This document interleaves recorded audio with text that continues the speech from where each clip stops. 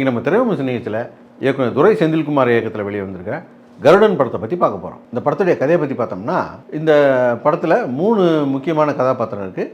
அதில் ஒன்று சசிகுமார். அவர் ஒரு லாரி டிரான்ஸ்போர்ட்லாம் வச்சுக்கிட்டு ஓரளவுக்கு வசதியாகவே இருக்கார். அவருடைய உயிர் நண்பர் உன்னிமுகுந்தன். இவர் வாழ்ந்து கட்ட ஜமீன் குடும்பத்தை சேர்ந்தவர். இப்போ கொஞ்சம் வறுமையில் இருக்கிறாரு. இவர்கிட்ட சின்ன வயசுலேருந்தே வளர்ந்த ஒரு செஞ்சோற்று கடனுக்காக இவருக்காக உயிரை கூட கொடுக்கக்கூடிய ஒரு விசுவாசியாக சூரி கேரக்டர் இருக்குது. இந்த சூரி கேரக்டரு உன்னிமுகுந்தனுக்காக உயிரே கொடுக்கக்கூடிய ஒரு கேரக்டரு. உன்னிமுகுந்தனுக்கு ஒரு சின்ன பணப்பிரச்சனை வந்துடுது. அதை அவர் சமாளிக்கிறேன்னு சொல்லி ஒரு சின்ன தப்பு பண்ணிடுறாரு. அது வெட்டு குத்து கொலைன்னு போய் முடிஞ்சிருது.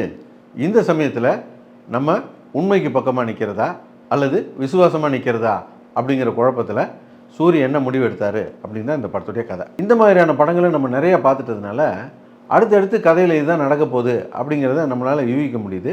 ஏன் கிளைமேக்ஸே இதுவாக தான் இருக்கும் அப்படிங்கிறத நம்மளால் யூகிக்க முடியுது. அதே போல் திரைக்கதையாவது இவங்க கொஞ்சம் சுவாரஸ்யமாக பண்ணியிருந்தால் பரவாயில்ல. படத்தில் நிறையா டர்ன் ட்விஸ்டெல்லாம் வச்சுருக்கிறாங்க.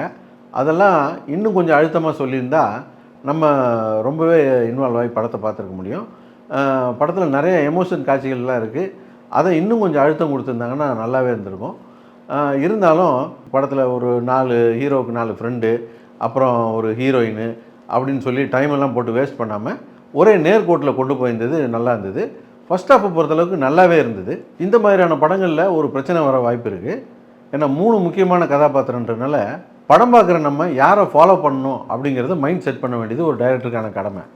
இதில் கரெக்டாக இன்டர்வல் பிளாக்கில் நம்ம சூரியை தான் ஃபாலோ பண்ணணும் அப்படிங்கிறத சொல்லாமல் நல்லா சொல்லியிருந்தாங்க. அது ரொம்ப அற்புதமாக இருந்தது. அந்த சீன் கூட கொஞ்சம் ஒரு காந்தாரா ஃபீல் கொடுத்தா கூட அதை எல்லோரும் தேட்டரில் ரசிக்க முடியாத தான் இருந்தது. அதே போல் ப்ரீ கிளைமேக்ஸில் சூரி சில சம்பவங்களை பண்ணியிருப்பாப்புல, அதெல்லாம் ஃப்ளாஷ்பேக்கில் சொன்னது நல்லா இருந்தது. கிளைமேக்ஸ் மட்டும் இப்படி தான் முடிய போகுதுன்னு தெரிஞ்சும் கூட அதை கொஞ்சம் வளவலன்னு கொஞ்சம் ஜம் மாதிரி இழுத்துட்டாங்க.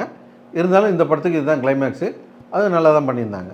இந்த படத்தில் சில குறைகள் இருந்தாலும் நம்ம ரசித்து பார்க்க முடியாத செஞ்சதுக்கு முக்கியமான காரணம் இந்த படத்துடைய ஆர்டிஸ்ட் செலெக்ஷன் தான். முக்கியமாக சசிகுமார் கேரக்டர் தான் சொல்லணும்.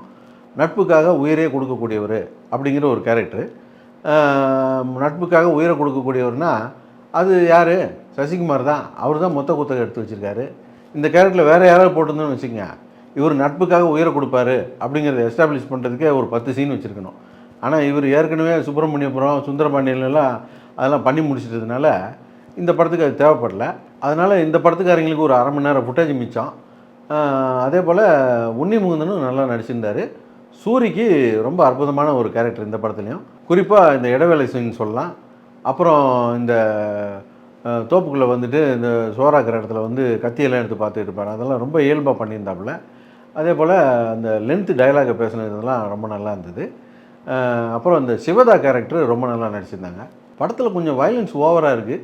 எப்படி யூஏ கொடுத்தாங்கன்னு தெரியல. மொத்தத்தில் இந்த படம் எப்படி இருக்குது அப்படின்னு கேட்டிங்கன்னா, நம்ம ஏற்கனவே சொன்ன மாதிரி படத்தில் சில குறைகள் இருந்தாலும் படத்துடைய திரைக்கதையை கொஞ்சம் சுவாரஸ்யப்படுத்தியிருந்தாங்கன்னா இந்த படத்தை ரொம்ப நல்ல படம் அப்படின்னே சொல்லியிருக்கலாம். இருந்தாலும் நிச்சயமாக இந்த படத்தை ஒரு முறை பார்க்கலாம். வழக்கமாக இந்த மாதிரியான படங்களை ஓடிடியில் பார்த்துக்கிட்டா என்ன அப்படிங்கிற மாதிரி தான் இருக்கும். ஆனால் இந்த படம் நல்ல ஒரு தேட்ரிக்கல் எக்ஸ்பீரியன்ஸை கொடுக்குற மாதிரி தான் விஷுவல்லாம் பண்ணியிருக்காங்க. இந்த படத்தை உங்களை பார்க்க சொல்கிறதுக்கு ஒரு சின்ன சுயநலம் கூட இருக்குது. என்னென்னா, கடந்த 6 மாதமாக இவங்க போட்டு துவைச்ச அப்படி வெறும் குப்பை படத்தையாக கொண்டு வந்து இறக்கி நம்மளை சாவடிச்சிக்கிட்டு இருந்தாங்கல்ல, அதுக்கு இந்த படம் எவ்வளோ தேவையில்லை அப்படின்னு தான் நீங்களும் சொல்லுவீங்க.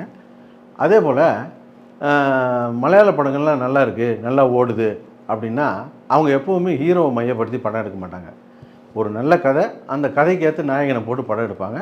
அந்த படம் தான் நம்ம ரசிக்க முடியாது இருந்தது. தமிழ் சினிமாவில் இப்போ தான் சூரியை வச்சு ஒரு ஹீரோவை வச்சு படமாக எடுத்தால் ஓடும் அப்படிங்கிற ஒரு நம்பிக்கைக்கு வந்திருக்காங்க.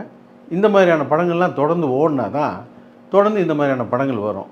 இல்லைன்னா இந்த பழைய அழுக்கு பிடிச்ச மூஞ்சி ஹீரோங்களை கொண்டு வந்து வச்சுக்கிட்டு அவன் பஞ்சு டைலாகை பேசிக்கிட்டு தொடையை தட்டிக்கிட்டு நம்ம உயிரை எடுப்பாங்க. அதனால் தயவு செஞ்சு இந்த படத்தை முடிஞ்சால் தேட்டரில் போய் பார்த்துருங்க.